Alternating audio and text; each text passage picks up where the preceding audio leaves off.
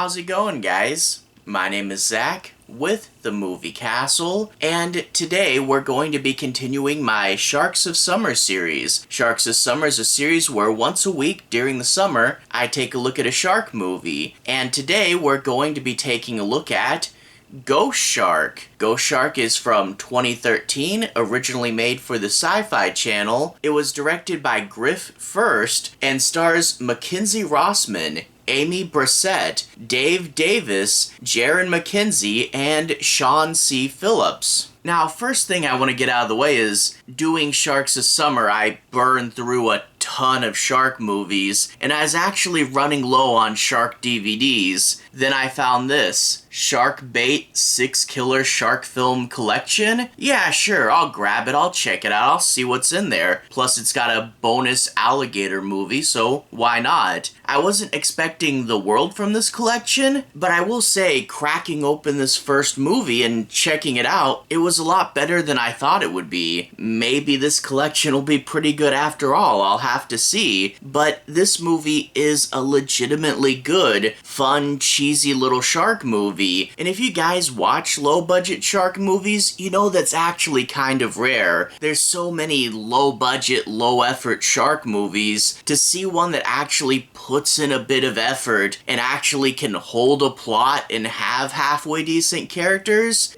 that's actually quite rare. And if you guys are looking for cheesy shark movie fun, this is a good answer to that. It's a fun enough time to watch these teenage characters running around this small seaside town trying to solve this shark mystery, and then when the ghost shark shows up, he's a cool design. He's blue, he's clear, he's glowy, and he actually does stuff. It's not just those lazy shark swipes. They actually have fun kills with fun gimmicks. The shark wreaks havoc, and it has this gag where, because he's a ghost, he can spawn wherever there's water. So in turn, you have to fear everything from a puddle of water to even a cup of water. There's a fun scene where there are these people playing on a slip and slide, and of course the shark's going to appear at the end. There's a bikini car wash, and a girl literally gets pulled into a 5-gallon bucket. There's some creativity here. There's some jokes here. Honestly, it kind of felt like What If Goosebumps did a shark movie. It's pretty cool. And I mean, I don't want to oversell it. I don't want to say it's the biggest, best thing in the world, but it is a fun, cheesy little shark movie, and I definitely enjoyed watching this. This is much better than so many of those other lazy ones, and if you're looking for a cheesy, fun time, Ghost Shark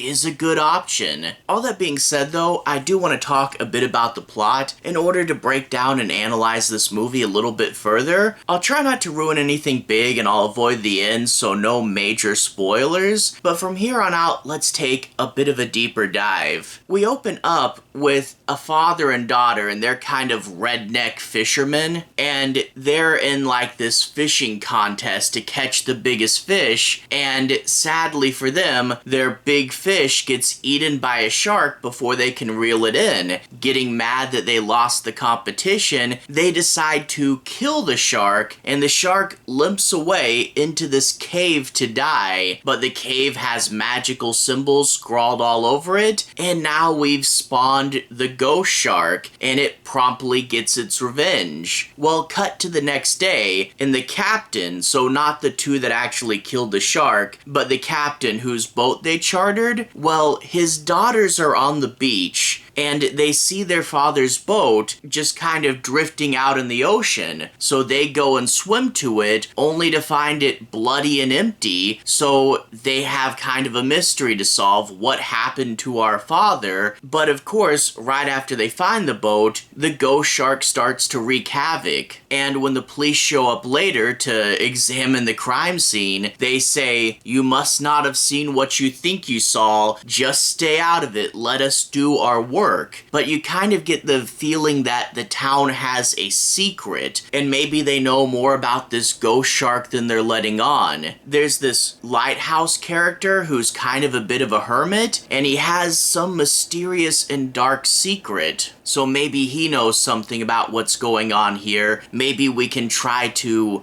get some info out of him. Now, I will say, in regards to the mystery, it's okay, and it makes sense when you know where it's going. That first little bit, though, where they say the ghost shark just spawned, but then they say, oh, it's this old town mystery. Again, it makes sense when you know where this movie's going. It just kind of feels a little clunky at first. The mystery is a little bit MacGuffin heavy, you know, oh, we gotta get here and do this, and so much of trying to solve the mystery just means the kids go up to a bunch of people, tell me the town secret, no, tell me the town secret, no, and then you'll eventually get like one or two characters that will provide some exposition dumps. So yeah, I don't want to say it's the best written movie ever or anything, but it's a solid enough structure, and at the end of the day it makes sense and keeps the plot moving.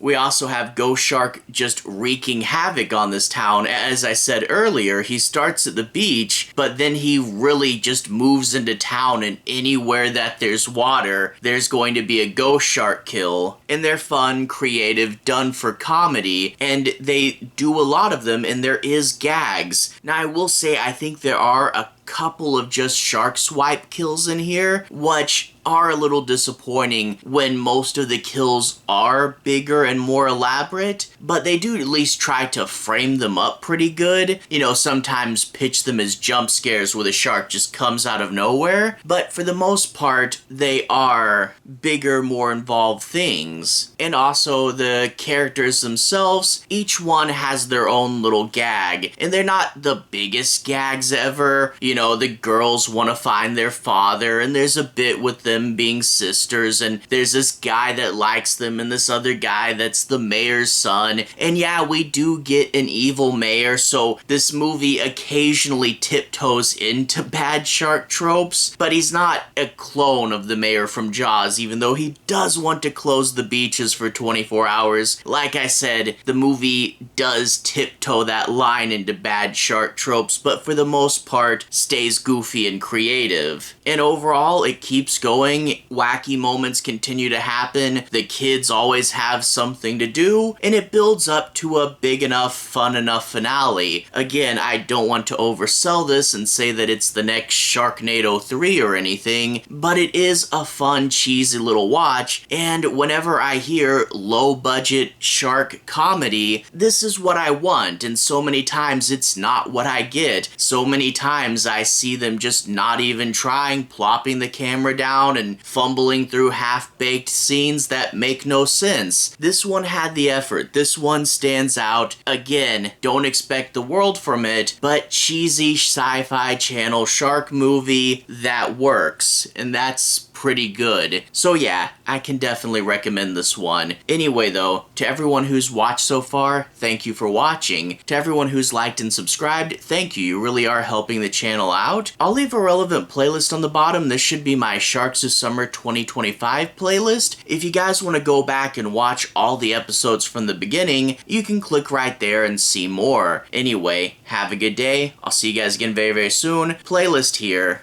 Have a good day now.